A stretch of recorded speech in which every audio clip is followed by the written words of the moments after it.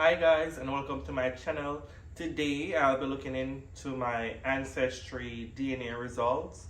So last year I did an Ancestry DNA test, particularly from 23andMe, and I got a whole breakdown of my ancestral DNA. So the reason for me taking this ancestry test is to compare my ancestry DNA with 23andMe. So to see if they were in line or anything was off. So I did it to just see the comparison basically. So today I'll be giving you an update on, if the result has changed and if there's any updates. All right. So stay tuned if you want to know about that. All right. Thank you. Hi guys, welcome back to my channel. Today I'll be going through my 23andMe results. If you are just following me, please go ahead and hit the subscription button so you'll get post notified whenever I drop a video. And also, I made a video on my 23andMe results last year. So if you have not yet checked that video out, please go ahead and check that video out before you watch this one, because this video will be giving you an update on the results, and I'll also provide you with some information regarding my ancestral timeline. All right, so please stay tuned and bear with me while I provide the information to you. All right, so I'll be looking at my ancestry composition now.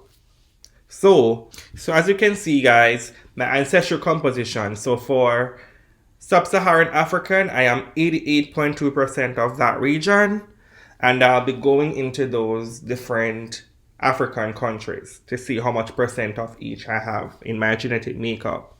So for West African, I am 87.1% of that region, and I am 71.4% Nigerian. Like, when I saw this last year, I was a bit shocked. I didn't know that I had that much Nigerian in my DNA, but I was happy to know that I had that much, to be honest. I was grateful, I was happy, and I also got in touch with some persons who were from Nigeria through the 23andMe app. They have a section in the app where you can communicate with relatives from different regions. So I had like 5 relatives from Nigeria that I communicated with, and they told me that they were of a particular tribe, which is the Igbo tribe, in a particular village in Nigeria. And that was a big surprise for me. So even though they didn't pinpoint that particular tribe, whenever they get more information, I'm sure that that's going to come up in their system and it will reflect next time when I give an update. But more people has to do the test so that, they'll get more information. All right. So if you haven't done it yet, please go ahead and do it, especially if you're from Jamaica. And as you know, I'm from Jamaica, period. I'm a Jamaican, born and raised in Jamaica all my life. So I'm 71.4% Nigerian. I'm 14.4% Ghanaian, Liberian, and Sierra Leonean. I'm 0.4% Senegambian and Guinean, and broadly West African, 0.9%. They couldn't locate those regions, so that's why they have that. 1.1% Congolese and Southern East African, and 1.1% Angolan and Congolese. So that's my breakdown for the West African portion of my DNA. So that's an update on my Sub-Saharan African ancestry composition. So as you can see, now we're going to go down to the other section, which has the Central and South Asian. So I'm 7.2% of that region. 5.7% Northern Indian and Pakistani. 0.8% Southern Indian and Sri Lankan. 0.4% Bengali and Northeast Indian. And I'm broadly Central and South Asian, 0.3%. So basically, I wasn't surprised by my Indian ancestry because if you know anything about Jamaica, Jamaica had a lot of indentured servants that were sent from India to Jamaica to work on rice fields. So I'm not shocked by this percentage at all. So we're gonna move down to the next section, which is the European. So for the European, I'm 3.0% of that, and I have 2.8% Northwestern European, and it said that I'm 2.8% British and Irish, and 0.2% broadly European, which they couldn't pinpoint. I am 1.2% Indigenous American, and this also, with this information, it also correlated with my ancestry DNA, because it located Central America for the Indigenous America, particularly Nicaragua and Honduras, those areas. So this makes perfect sense. My trace ancestry includes Indonesian, Thai, Khmer, and Myanmar, and that's 0.1% of that. And I have 0.3%, which is unassigned. They're still working on that. And my additional ancestry region, it said that regions that reflects mixed ancestry or more recent migration in your ancestry is that I have African Caribbean people of Afro-Cuban descent. So I didn't have this last year, so this was an update for 2023. I did not have this region at all, so this is a big update for me, to be honest. So it said Afro-Caribbean people, genetic group, Afro-Cuban, and there's a highly likely match for that region. As you can see over here, let me just go over there. See the highlight at the region in Cuba? That's the portion of Cuba that was highlighted. And they also located that I am a likely match to be from Jamaica, which I am. So I had a match in Cuba and I have a match in Jamaica, right? So the biggest update for me was the fact that it said that I have Afro-Caribbean people from Cuba. So I have relatives from Cuba. And I actually checked the app and I have realized that I had relatives, indeed, like 7 relatives from Cuba that had mixed ancestry as well. That was pretty interesting to note. Alright, so that's my genetic makeup. So you could take a look at it. So the sub-Saharan African DNA wasn't a shocker. The Nigerian, however, was a shocker because I didn't know that I had that much Nigerian in my DNA. Ghana, I thought it would be little bit more, to be honest, but I'll take that, 14.4%. The other countries, I knew it would be somewhere in there. It wasn't a shock, but because I know I'm from Jamaica, Nigeria and Ghana were top of my list. I knew that we had people from Nigeria and Ghana for sure. So that wasn't a surprise at all. For the Central and South Asian, the 7.2% wasn't a shocker either, because if you know our history in Jamaica, we had a lot of indentured servants that were sent from India to Jamaica to work on rice fields, and so that wasn't a shocker at all. So I knew that.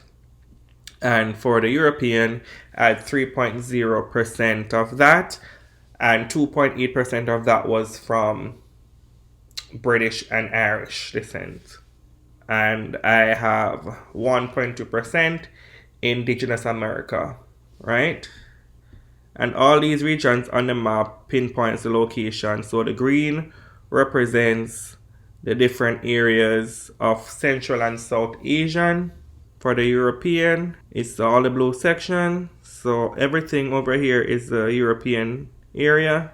For the Central, for the Sub-Saharan, It's everywhere in here in this mauve color. And for my indigenous America, it's everywhere over here. Alright. As you can see the screen, this is my ancestry timeline. Right? This is my ancestry timeline. And as you can see here, Nigerian, it says that you most likely had a parent, grandparent, or great grandparent who was 100% Nigerian.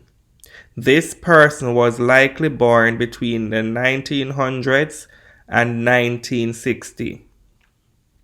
Wow. So that's why I have like 71.4% of that ancestry, because I have a parent that's actually 100% Nigerian. Wow. This is incredible to note.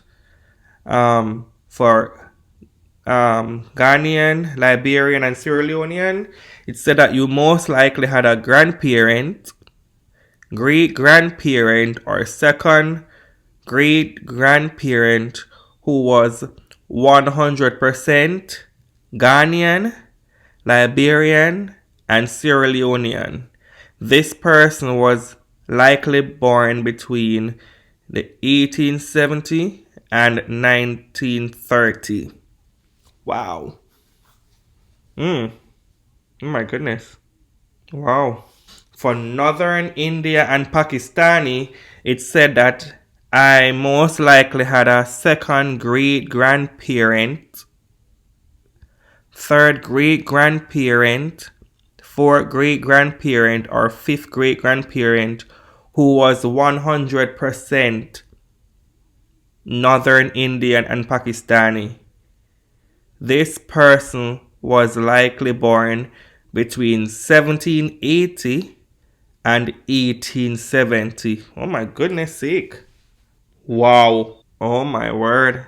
I had no idea. Wow. Moving down the line. For indigenous America, it said that I most likely had a third great grandparent, fourth great grandparent, fifth great grandparent, and sixth great grandparent who was 100% indigenous American. This person was likely born between 1750 and 1840.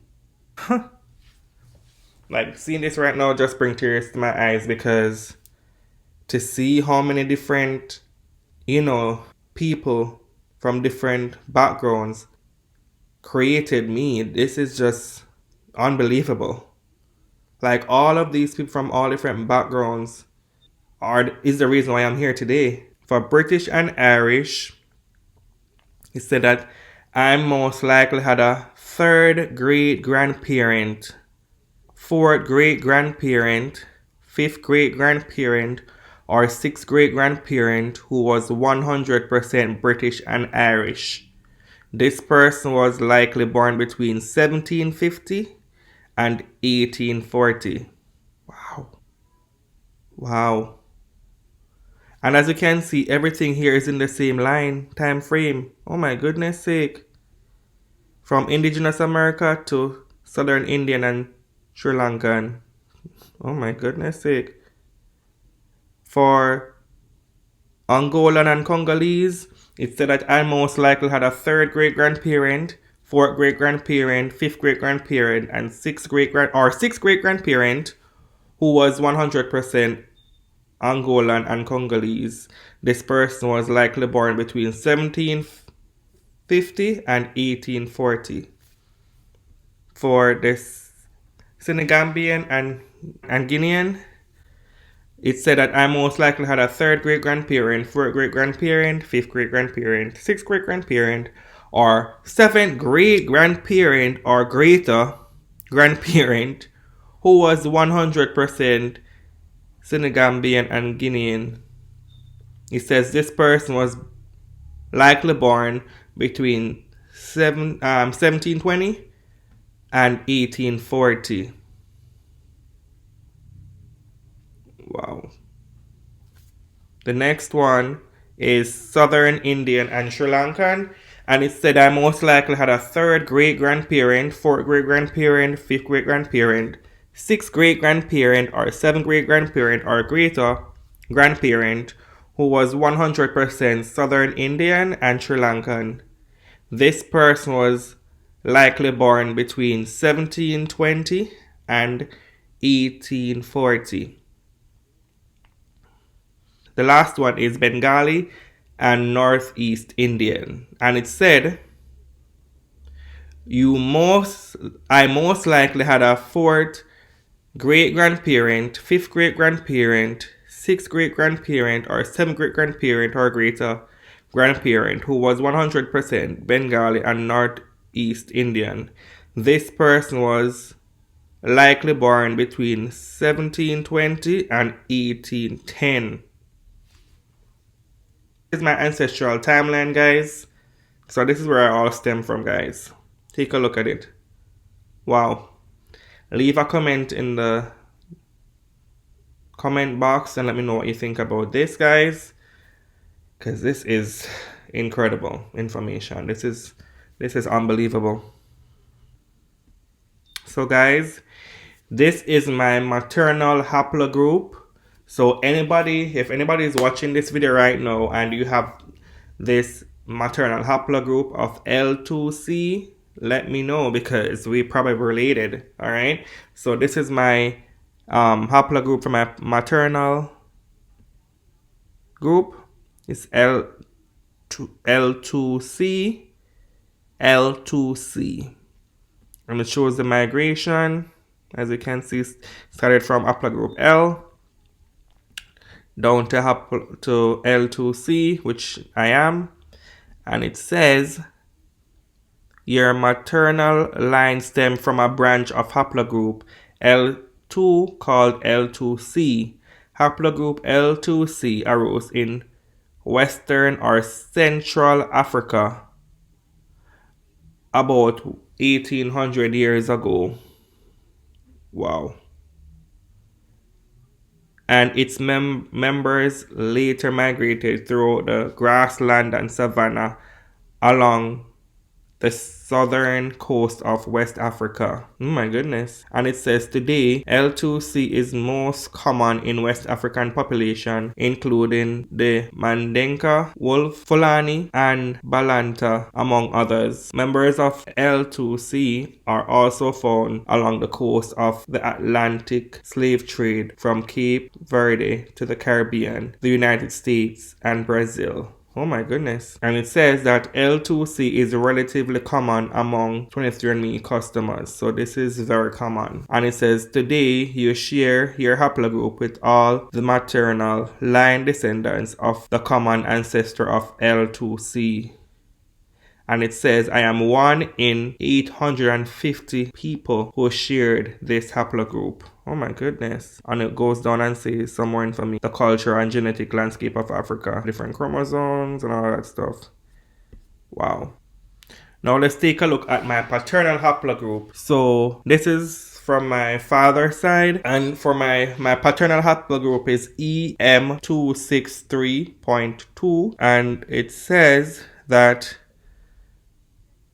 it started from haplogroup A to haplogroup DEM145 to EM96, and EM180 is the origin and migrations of haplogroup EM180, and it went down to EM2632, which is my haplogroup, and it says your paternal haplogroup EM263.2 traced back to a man who lived approximately 10,000 years ago. That's nearly 400 generations ago. What happened between then and now? As research and scientists discover more about your haplogroup, new details may be added to the story of your paternal line. So they said EM263.2 is relatively common among 23andMe customers, and it said that I am 1 in 600 people who share this haplogroup with 23andMe. So anybody who is of this ancestral makeup, let me know. All right. And as you can see here,